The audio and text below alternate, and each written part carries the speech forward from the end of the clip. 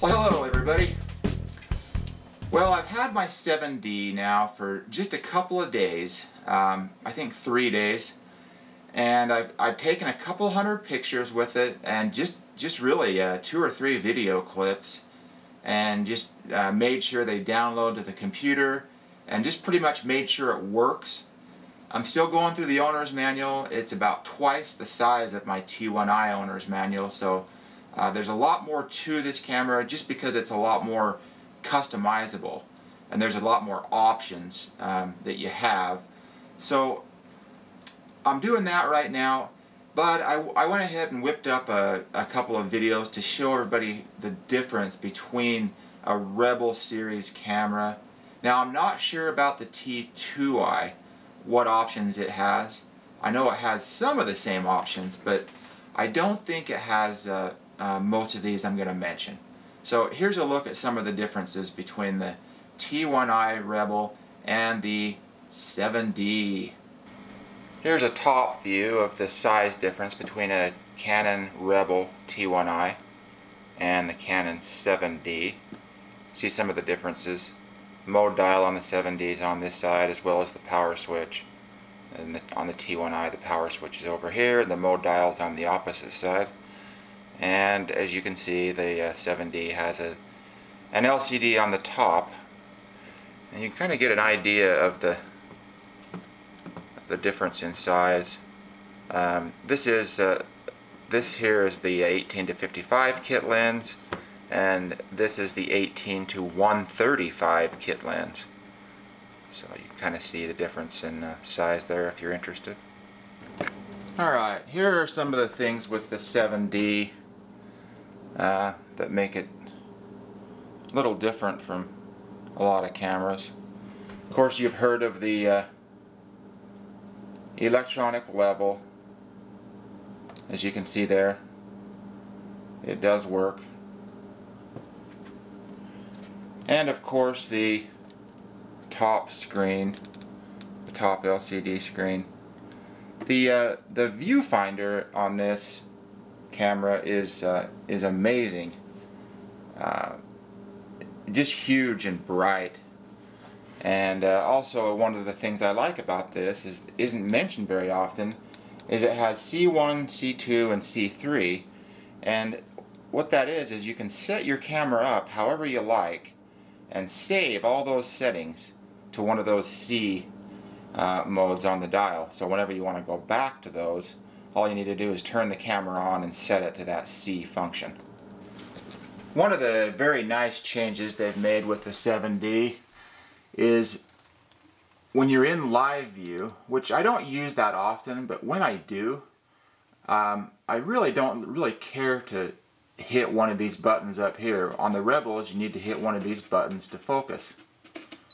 Now, as you can see, you can still do that on the 7D, or you have the option of simply half pressing the shutter and it will focus like that.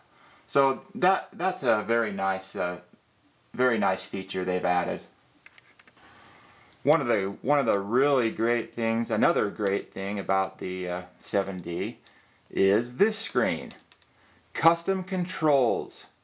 And what this is it you can scroll down on all these and it shows you where the button is that you are going to deal with, and you push set and it will let you set that button to do any number of things. So, you know, for instance, if you wanted to make this set button show the Q menu, you just go like that, and then you can even go so far as to set this back thumb dial and the top dial to do different things. Also, when you're choosing the size of the image that you want, on the 7D, you can actually choose the size, to not shoot RAW, or to shoot 3 different sizes of RAW, plus 1, 2, 3, 4, 5, 6 different sizes of JPEG.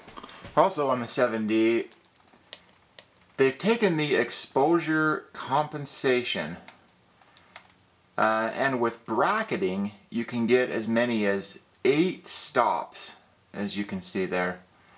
Now, just with normal exposure compensation, it goes up to +5 and -5. As you can see, on the ISO range on this camera is a bit different from the Rebel series as well. You have all the way from auto to high, which is 12,800. But there's a whole bunch of different settings in between, which is an option you don't get on something like the T1i. You know, like 125, 160 ISO, 250, 320, 640. You know, those aren't available. And that's just one more way you can just get your pictures exactly the way you'd like them. One of the big changes they've made on the 7D is the autofocus point selection.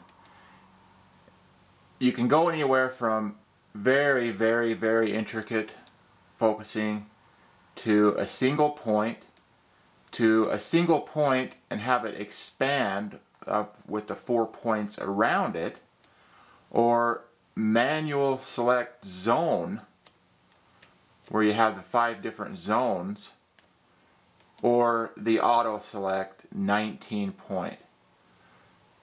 So that it's a big change, and it's a big improvement. The white balance is also improved over say the Rebel series, or at least my T1i. It has all the functions the T1i has, but then it has the color temperature. So you can actually just turn it to color temperature, and if you know, if you know your color temperatures and you know what worked for you last time in a certain lighting condition, you can just go ahead and turn it to the Kelvin number of color temperature that you need. And of course, everybody's heard about the 8 frames per second that the 7D has. That would be when you're in this mode, high speed continuous. They also have low speed continuous for it, and then the 10-second or remote control and a 2-second timer. But that's a big deal. The high speed continuous with the 2 Digic 4 processors in this camera, 8 frames a second is no slouch, that's for sure. So there's a look at some of the differences between the Rebel T1i and the entire Rebel series, I believe, and the Canon 7D. A couple more are the whole size of it, and the grip and the feeling of having it in your hand is far superior to the Rebel. The Rebel is more like a point and shoot in the way that I can't really take my Canon T1i and grip it like this. It's more trying to hold on to it because it doesn't have a large enough grip. This one does have a large enough grip, and I can actually grip the side of it. So it feels better in my hand. I feel like I can hold it steadier. So anyway, I don't know if I'll do a review per se on this, but I just wanted to show some of the differences. I'll definitely post some videos on some of the stuff I do with this, but seems like a very good choice if you're interested in upgrading from say a Rebel series or some different camera. Hopefully that gives you an idea of some of the everyday differences that you might use and you might see. So you guys have a great day, and we'll talk to you soon. I'm gonna go shoot.